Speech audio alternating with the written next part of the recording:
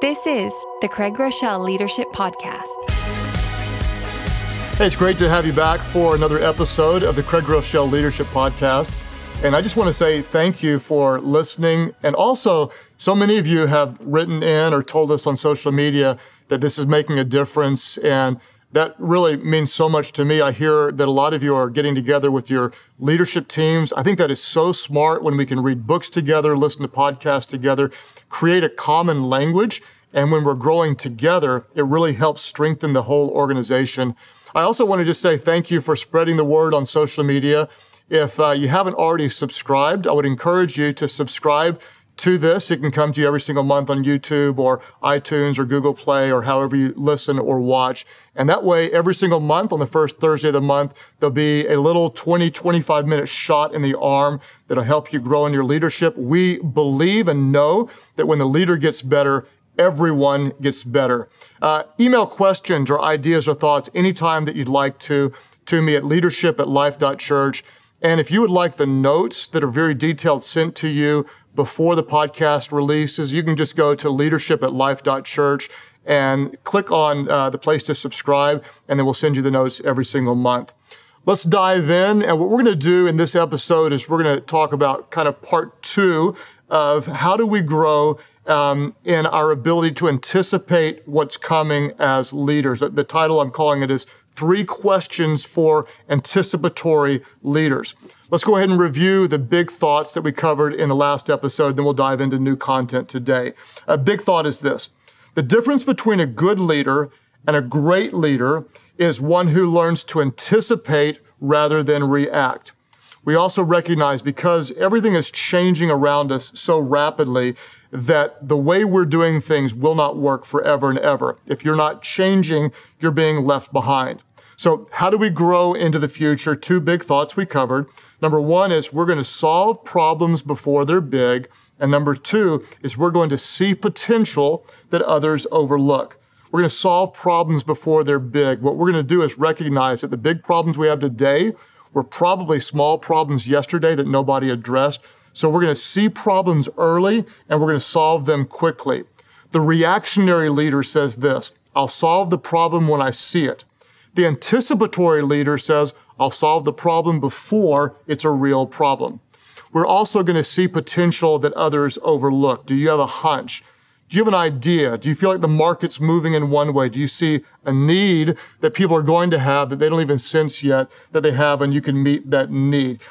See what would happen if you take a bold step and anticipate by leading into the future. Now, when we're predicting, we're going to stay humble. The more confident we are that we know what's going to happen, the more likely we are to actually miss it. We're students and we're teachable. The more humble that we are about our ability to predict the future, the more successful that we'll be in anticipating it.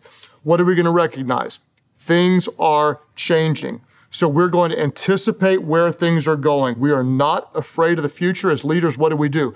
We create the future. We anticipate where the market is moving, what kind of needs people have, and we make decisions today that will thrust our mission forward in the future. So let's dive into new content today, and we're going to try to answer the question, now, how do we do this? Okay, if we're leaders and we want to anticipate where things are going, how do we grow in our ability to anticipate? Let's talk about the what, the why, and the where.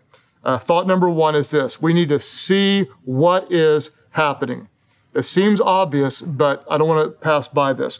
We need to become very good at honestly assessing our current situation. We need to excel at situational awareness. What is the true current state of your organization?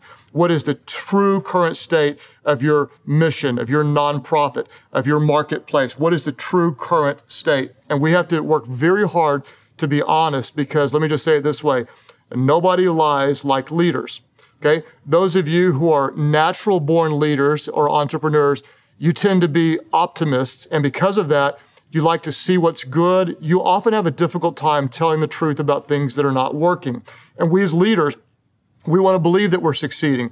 We don't want to believe when things are going wrong. And so we have to work really, really hard at this. For example, I have 27 leaders of local churches that report to some people who report to me. And so we get together 4 times a year and we work on assessing and developing their leadership. Well, I ask them to rate the momentum they had at their current locations on a scale of 1 to 10. Here's what was interesting, is those who rated themselves 8s, 9s, and one guy even rated himself a 10, all those people were actually lowest on my scale of looking at real numbers. And this is a very common principle. Those who are actually struggling the most often have the most confidence about just how good they are at what they do. In fact, there was a whole study in 1999 that came out about this thing where people overassess their confidence, especially when they're on the lower rung of skill or ability. We have to work very, very hard to accurately assess where we are in the whole organization. So how do we do this? As leaders, I want to encourage you, analyze everything. Analyze everything. Look at your product lines. Look at individual stores. Look at the culture and the health of your teams. Look at the state of mind of your leaders. Look at your leadership pipeline. If you lead a church, look at the ratio of people who are in small groups. Look at the front door, those who are new coming in. Look at the back door, how many people are leaving. Look at your process and systems of assimilation, how you get people involved. Look at your culture of generosity. Look at the diversity of impact. Are you reaching different age groups or different ethnic groups? Look at the quality of your leaders. Look at the spiritual climate. Look at everything. Look at the numbers. Look at what you feel. Look at what people say. Look at what people don't say. You want to analyze everything, the feelings, the culture, the mood, and the climate. Then you don't want to just look at what is happening inside your organization, but you also want to look at what's happening outside of your organization, because what's happening outside will eventually impact what you do inside. I want to look outside of just the ministry world, and I want to see as a leader what's happening in all sorts of other spheres, because eventually that will either impact how I think or it will impact what I do as a leader. For example, I'm studying some different things about how people relate or consume. I'm looking at social media, how people relate to each other, because that ultimately impacts what I do in leadership. I'm looking at evolving values. How do people behave? I'm looking at attention span. How do people learn? I'm looking at consumer purchasing. How do people consume? I'm looking at schedules. What do people do with their time? I'm looking at education, how people learn. We want to see what's happening on the outside because that will impact what we're doing on the inside. And we want to accurately assess our current state. Where are things good? Where are they not good? Where are we hitting it? Where are we not hitting it? And we really have to work hard to tell the truth. Leaders, please listen to me. Do not lie. Look at the numbers, look at the data, face the truth. How are we doing? And that's where we start. What is the current state of your organization? So number one, we want to see what's happening. Number two, we want to understand why it's happening.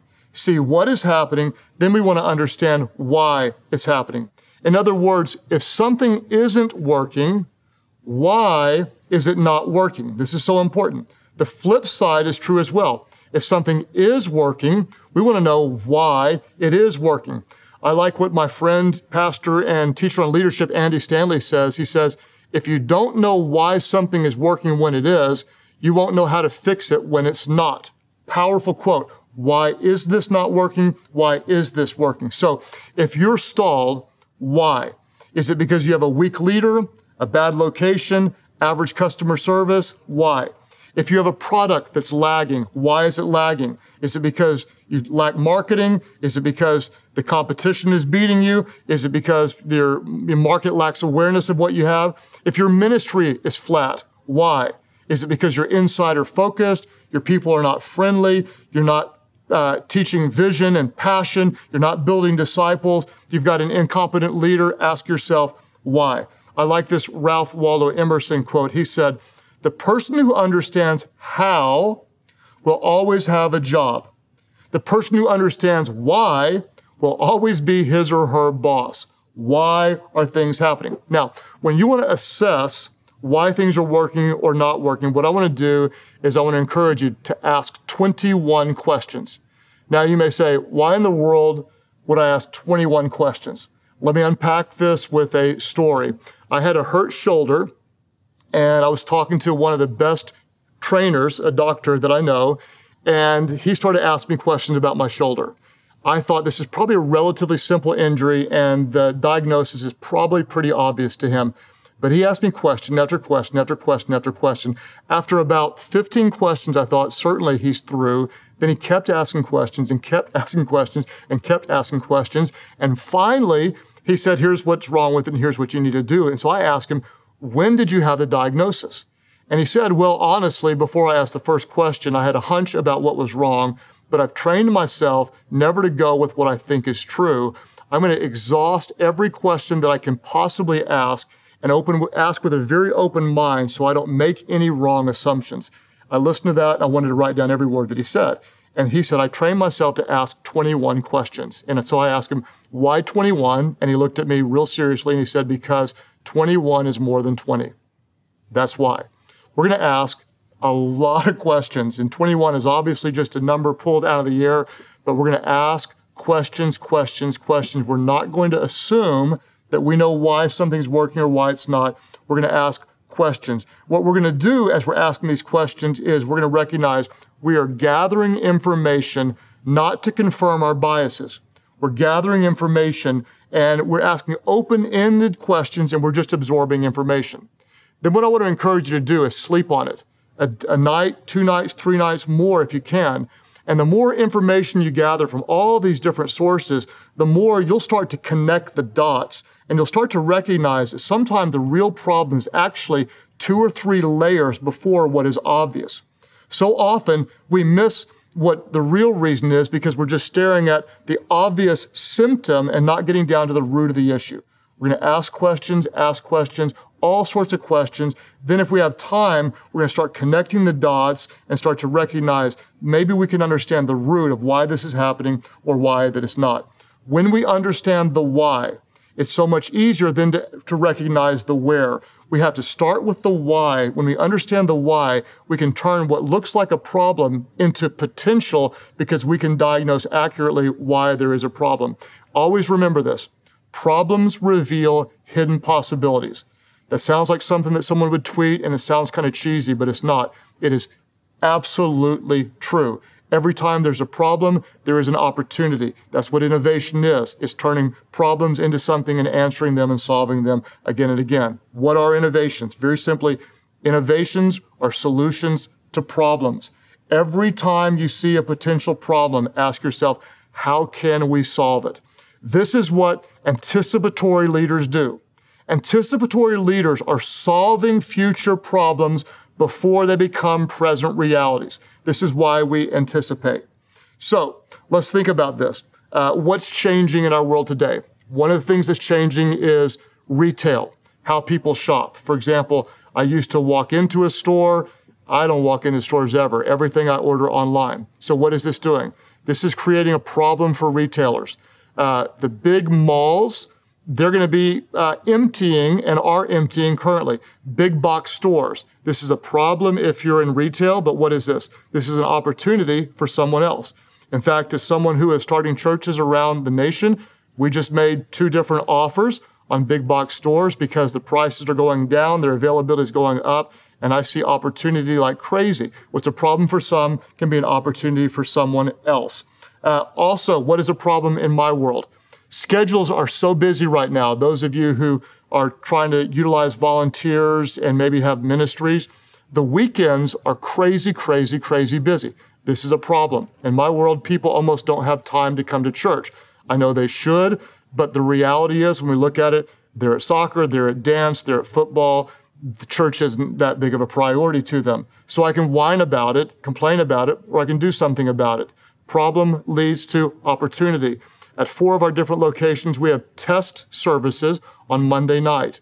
Monday night, can you have church on Monday night? I've never heard of it before, but at these 4 different locations, it's actually going really well because this problem led to a new innovation. Don't complain about it, do something about it. Every time there's a problem, look for what is the solution as we anticipate where society is going. How can we see a way to reach people or to meet needs that they're going to have in the future? Here's the way I like to say it. Here's just a little formula. Problem plus reaction equals solution, right? This is how most people do it. I've got a problem, so I react to it, then I have a solution. Here's another way to look at it. Anticipation plus problem equals innovation. Anticipation, I see something coming. Oh, there's a problem, equals innovation. Let me say it again. I hope this will speak to somebody. This is the normal road. Problem plus reaction equals solution. Here's something better. Anticipation plus problem equals innovation. So what do we do? Number one, see what is happening. Number two, understand why it's happening. Number three, we want to interpret where it needs to go. Where does it need to go? And this is what sets good leaders apart from great ones, okay? We don't just understand what, not just why, but where things are going. Now, when you have a hunch and you think you know where things are going, remember, you are not going to be right every single time. Nobody is, and that's okay. If you're waiting around until you're 100% sure to do something, you will always be too late. Let me say it again. If you're waiting until you are completely sure, you will always be too late. When you have a theory, chase it. I would suggest, just as a discipline, that you start creating theories about where things are going in society. Just create theories. I have some theories. I'll share some of my theories with you. I may be dead wrong. You may laugh at me and argue with me, and you may be right. Probably you are, but I'm creating theories. I think the younger generation might start rejecting social media. It's just a theory. I think Facebook is already for old people. Vine died, and it seemed like overnight. I think the younger generation might get tired of it and might reject it, or certainly change how they use it. I think car ownership may be a thing of the past, especially in big cities.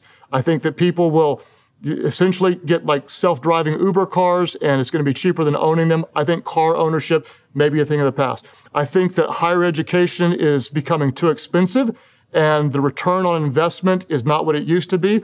I think the way people prepare for the job market in the future is probably going to change. Clothing, I have a theory that within the next few years, most everything will be custom ordered. That a computer will look at your size, they'll make one piece of clothing, and it'll come just for you. I think the grocery store knows what I'm ordering all of the time. My order is already delivered. I think they're eventually going to anticipate what I need, when I need it, and send it to me. These are my theories. I could be dead wrong on all of them, but here's what I'm doing. I'm training my mind to look at what is happening, why it's happening, and then anticipate where it's going. I like what this doctor said, a Nobel Prize winning doctor. He said, innovation is seeing what everybody else sees and thinking what nobody else thought. I love that. It's seeing what everybody else sees, but it's thinking what nobody else thought. Train your mind to go beyond what is, not just what, not just why, but where you think things are going. Then do something about it. Are you going to make mistakes? Yes. But you are a bold, courageous leader. When we make mistakes, we're going to make aggressive mistakes. We are not going to make passive mistakes. Breakthroughs, they're always a result of action. They're never a result just of chance. Why do we, as a church, I lead a local church, why do we have a Bible app that's on over 250 million devices? The reason is because we saw an opportunity. A 17-year-old part-time kid designed an app. 81,000 downloads happened on the first weekend. The kid went full-time on the Monday following that weekend, and now we have a team of some of the world's greatest developers pouring their lives into it. What did we do?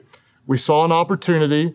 We didn't get it right, but we were first to market, and now we're able to help a whole lot of people with a free Bible app. Why? Because we saw where things were going. We had a hunch, and we seized it, and now we have something that's very, very special. You won't always get it right, but do not be afraid of being wrong. You can actually fail your way to success. Don't be afraid of change. Remember, hidden in change is always an opportunity for those who have eyes to see it. Let's review. What are we going to do? We are anticipatory leaders. We want to see what is happening. We're developing true situational awareness. What is the true current state of your organization? Don't just look at what's happening inside your organization. Look at what's happening outside and learn from it. See what's happening. Then understand why it's happening. If something isn't working, why is it not working? If something is working, why is it working? If you don't know why it's working what it is, you won't be able to fix it when it's not. I love the Ralph Waldo Emerson quote. It's worth saying again. The person who understands how will always have a job. The person who understands why will always be his or her boss. Ask tons of questions. Ask 21 questions. Listen, absorb the information, connect the dots. What are innovations? What are innovations? Innovations are simply solutions to problems. Every time you see a problem, ask yourself, how can we solve it? And you may have a breakthrough idea. What do anticipatory leaders do? They are solving future problems before they become present realities. What do we have? Normal mindset. Problem plus reaction equals solution. What do? Anticipation plus problem equals innovation. Number 1, see what's happening. Number 2, understand why it's happening. Number 3, interpret where it needs to go. When you have a theory, chase it. You're training your mind to go beyond what is to what could be. What I want to do now is I want to give you 7 questions, and these questions could literally help open your eyes to what is coming for your organization. 7 crazy important questions. I hope you'll go over these with your team. Question number 1, what is the true current state of your organization? For some of you, the truth isn't going to be pleasant. You have to tell the truth to get anywhere. Number 2, why are you successful? Or why is your organization flat? Or why are you struggling? Whatever it is, get to the why. Number 3, where are we as leaders overly confident about the future? We might ask, what could go wrong? We want to lead with a little healthy paranoia every now and then. Where are we overly confident? Number 4, what has changed on the outside that could impact what we do on the inside? What's changing in the market? What's changing out there, even unrelated to our field of business or ministry, that's changing that could impact what we're doing? Number 5, so important. If we were starting today, what are we currently doing that we would not do?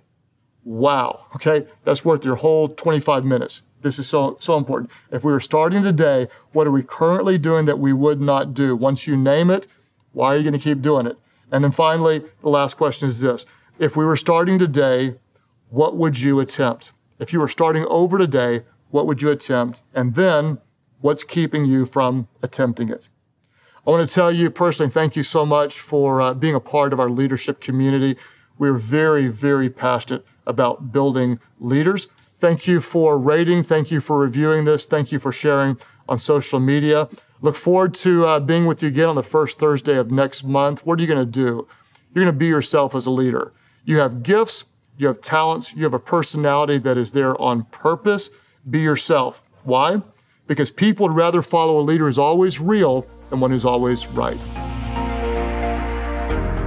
Thanks for joining us here at the Craig Groeschel Leadership Podcast. If you would like access to show notes or additional resources, just go to Life.Church/leadership podcast.